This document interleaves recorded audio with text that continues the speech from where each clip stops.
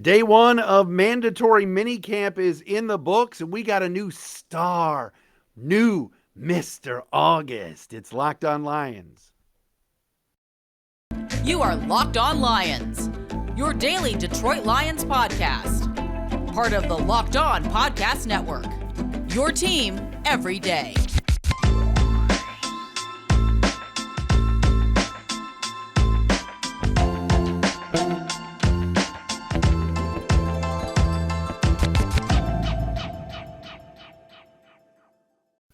And what's happening, everybody? Matt Derry with you, Locked on Lions, Locked on Podcast Network on this, a Tuesday, June 7th and a Wednesday, June 8th. Thanks for listening, watching, and joining us here on the Locked on Podcast Network, wherever you get your podcasts. And of course, we appreciate you for making us your first listen each and every day right here on Locked on Lions. We are on YouTube. I think today is day 4 or 5 on YouTube.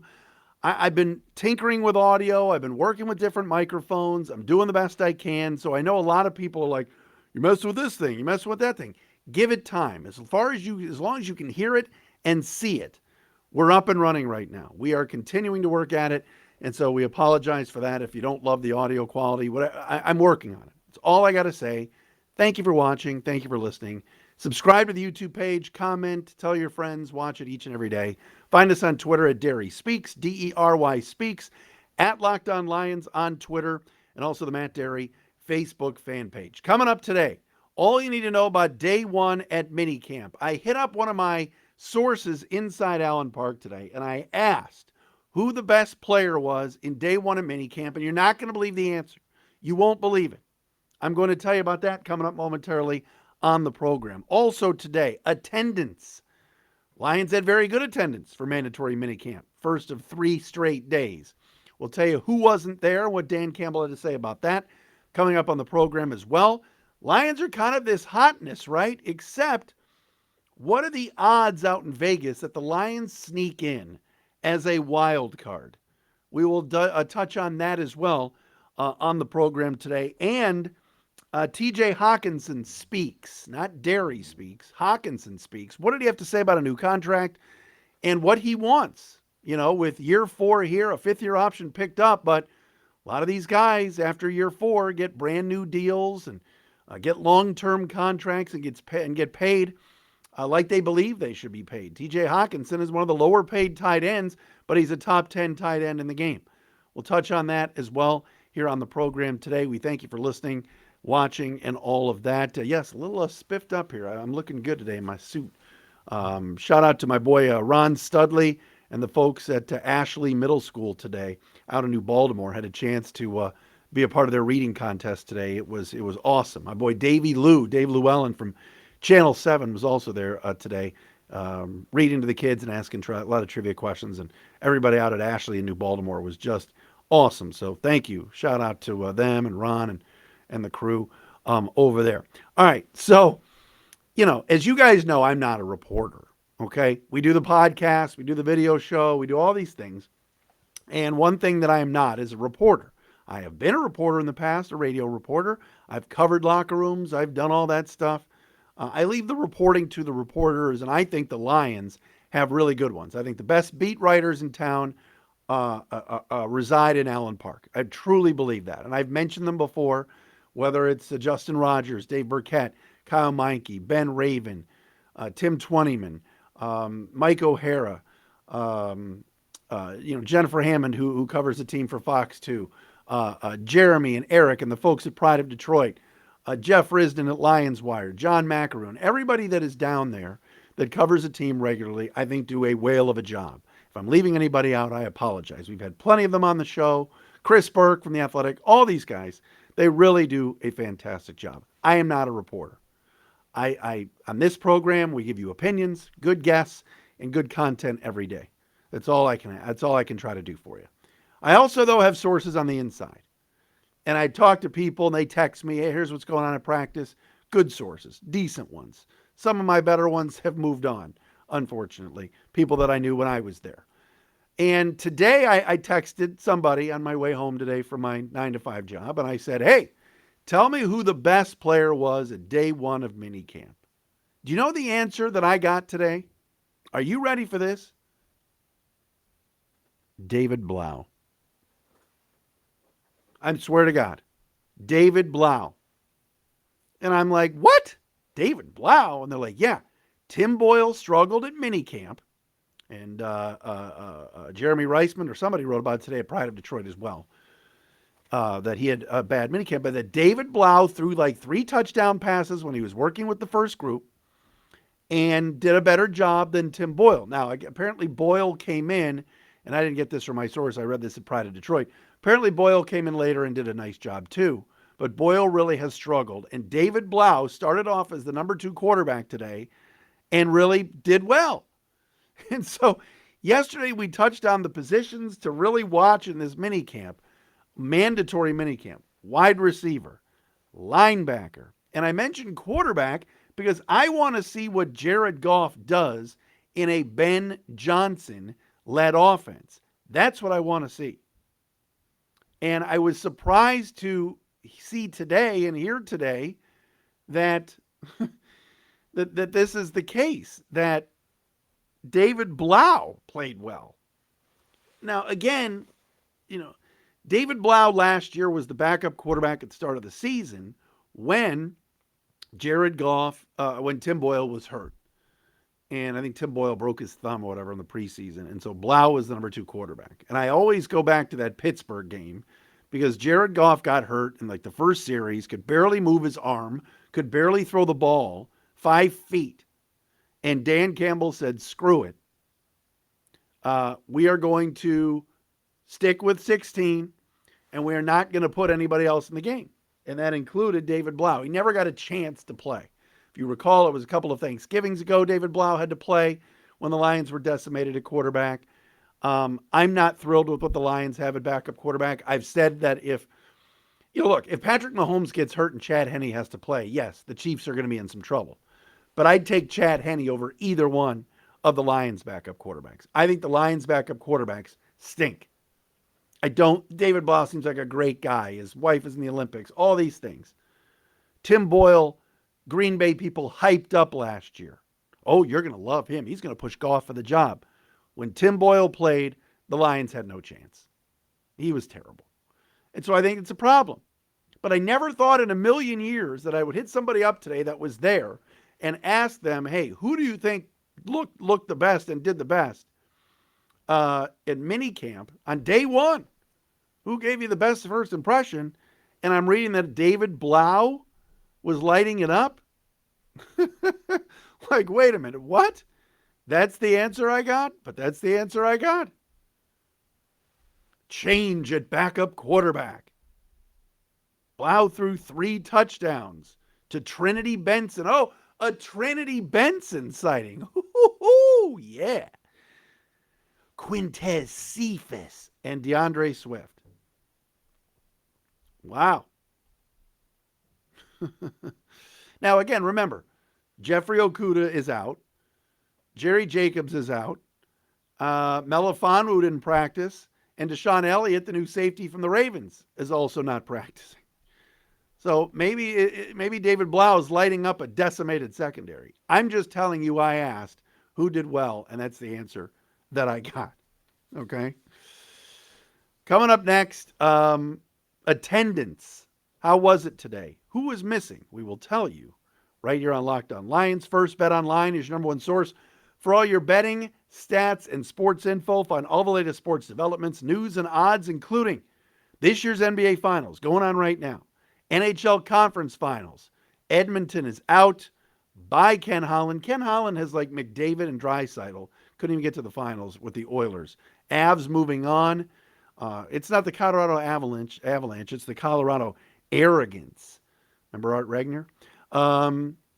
NHL Conference Finals, though. Rangers Lightning tonight. Major League Baseball. And, of course, all the latest MMA and UFC. All can be found at Bet Online. Bet Online is your continued source for all your sporting wagering information, including live betting, esports, and more.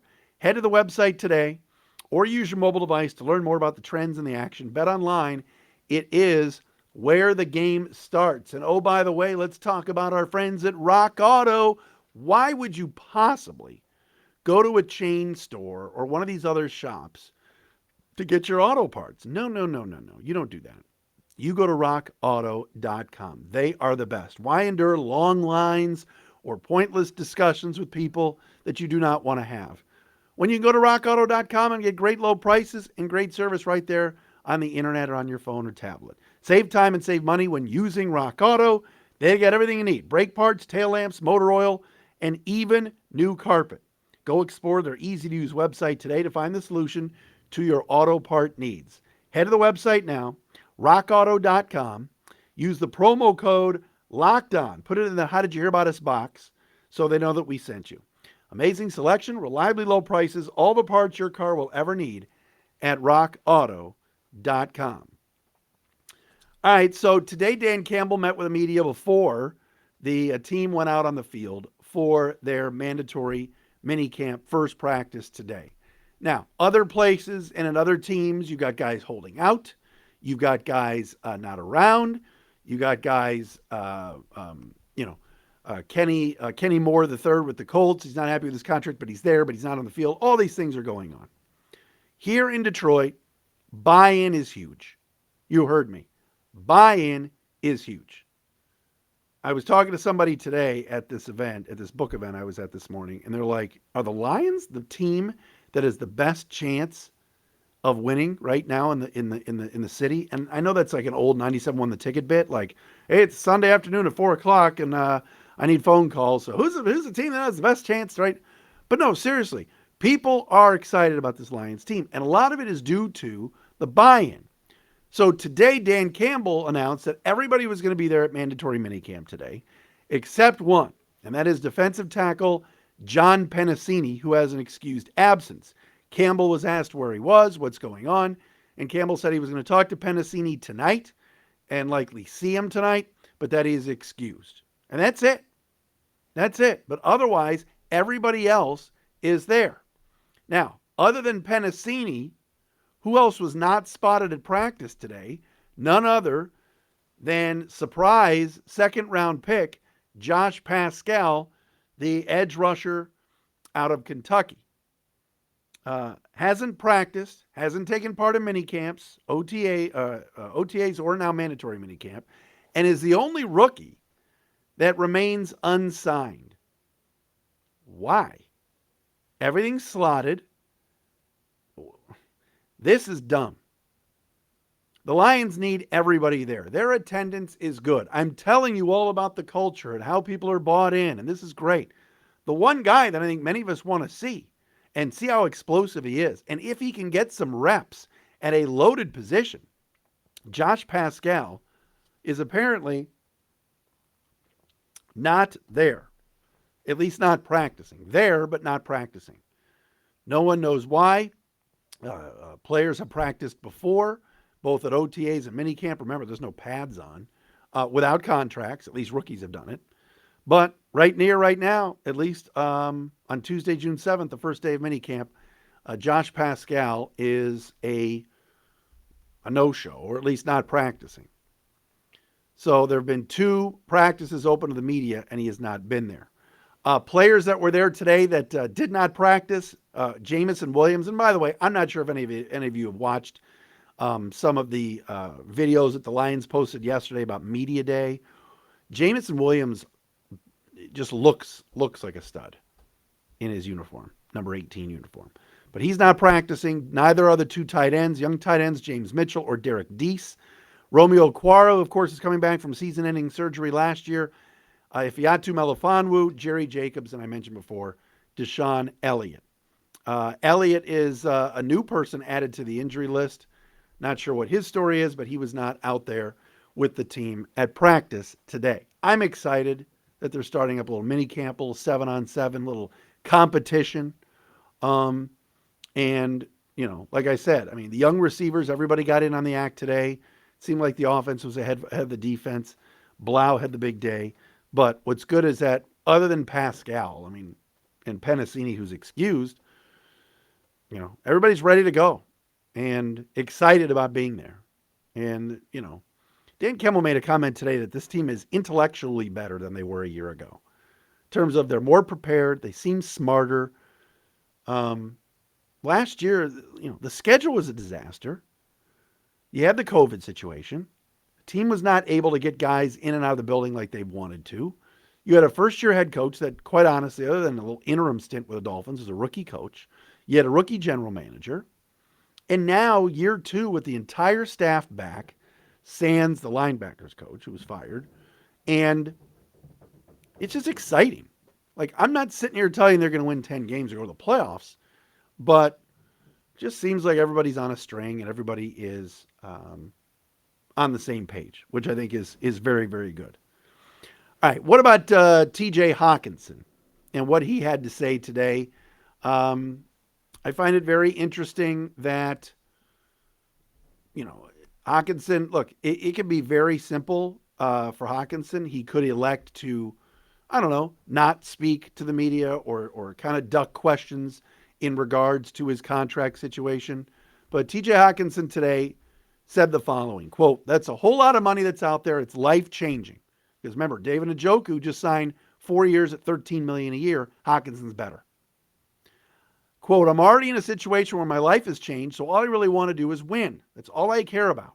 Money is one thing, but when it hits the bank account is when it's there. So it doesn't really matter to me. I just want to make this place a winning program and kind of build that. The money will fall where it may. The contract will fall where it may. I just want to win." He said he's not very good at the business side of things, but he wants to win here. If Njoku's getting $13 million a year, and we've mentioned this, and Hockenson's deal is up after next year. He's got a fifth-year option that'll be picked up next year that'll pay him probably in the double-figure range, about $10 million, but still less than a guy in Njoku, who, by the way, has been a backup behind Austin Hooper in Cleveland the last couple of years. That bodes well for Hockenson to become the highest-paid tight end in the league, even higher paid than Kelsey and Kittle, who make, I believe, 16 and 15, respectively. But here's a guy that says, "I just want to win here." That's what we sign up for. That's what we're excited about here. So I love the commentary today from Hockenson. Do I think he's a top 5 tight end? No, I don't. He's got to catch the ball and run. He needs some yak plays. He needs to score more touchdowns. This catching the football and dropping down to a knee or catching the football and falling down thing has got to stop. He's a very good player. He's not a great player. He's a Pro Bowler 1 year, and he's been injured-ish on and off the other 2. This year, I expect a big year. And hopefully then he cashes in. But I love the attitude he has. He wants to win here. Very interesting, though, that he said he doesn't care about the money. Come on, man. Yeah, you do. All right. Some odds on playoffs. I'm going to do that coming up next. Want to tell you, though, about our friends at BlueNile.com. Looking for fine jewelry? The place to go is BlueNile.com. Guys, the engagement ring, you don't know what to do. All right? Where do you go? Do I go to, place that rhymes with Larid or anywhere else? No. What you do is you go to BlueNile.com. Whether you're ready to pop the question or you're celebrating a milestone moment, find jewelry as unique as her with the modern convenience of online shopping at BlueNile.com. All right? Engagement ring of her dreams. Get it there. It's got a simple online tool that lets you choose a diamond shape, size, and clarity, as well as setting style. All on the website, BLUE, BlueNile.com. Looking for fine jewelry but having trouble choosing? Blue Nile has jewelry experts on hand 24/7. Available via phone or chat to help you find a memorable gift at every budget. Make your moment sparkle with jewelry from BlueNile.com, and Locked On Lions listeners get $50 off the purchase of $500 or more. This podcast exclusive includes engagement. Use code Locked On. That's code Locked On, if I could speak. Plus, every order is insured, ships free, and arrives in discreet packaging that won't give away what's inside. Shop stress-free and find your forever peace. Go to BlueNile.com today.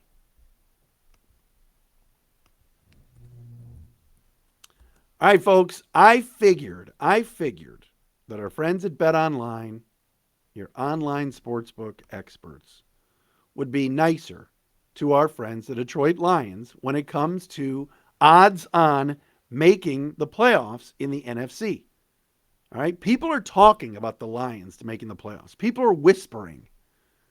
So I looked today at BetOnline, And odds to make the NFL playoffs out of the NFC, you've got Tampa Bay, Green Bay, Dallas, the Rams, and the 49ers at the top of the list. Now, other teams like Arizona, Philly, Minnesota, they're in there. This is Vegas we're talking about here. They know stuff. At the bottom, all right, this is just Vegas. Bet online. Falcons at plus 550. Next after them, the Lions at plus 475.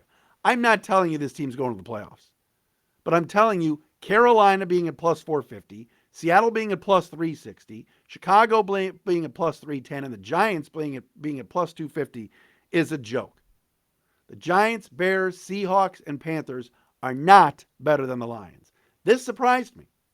Even Washington at plus 210, who I think the Lions are going to beat in week 2.